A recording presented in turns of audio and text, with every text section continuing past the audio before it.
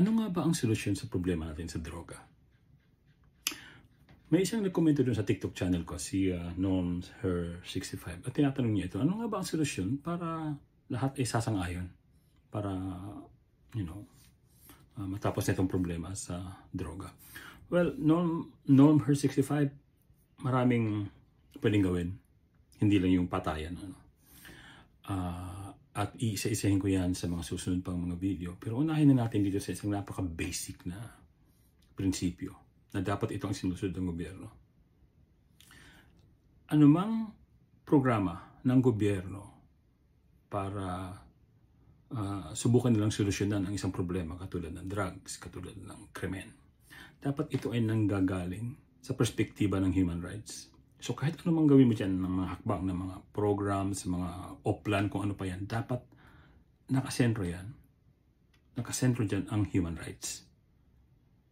Ibig sabihin, kung meron ka mang gagawing mga programa, hindi ito dapat nakasasama sa gumagamit ng droga o yung mga tinatarget ng programa mo at lalo na sa publiko. Basic yan. Kahit ano yan, yan tinatawag natin palagi na human rights-based approach sa mga ganitong klaseng problema.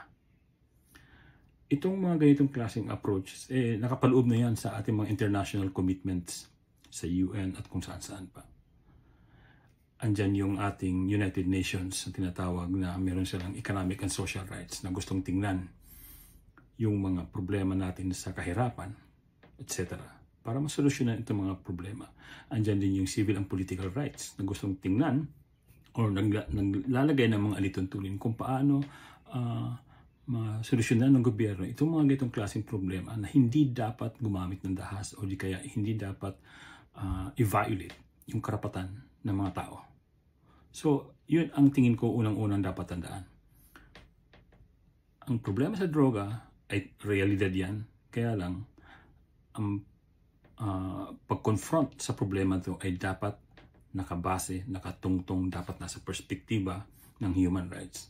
Pag nandiyan ka nanggagaling sa ganyang klaseng pananaw at sa ganyang klaseng direksyon at focus, may iwasan mo itong mga ganitong klaseng problema, itong mga patayan, itong mga drug war at kung ano-ano pa.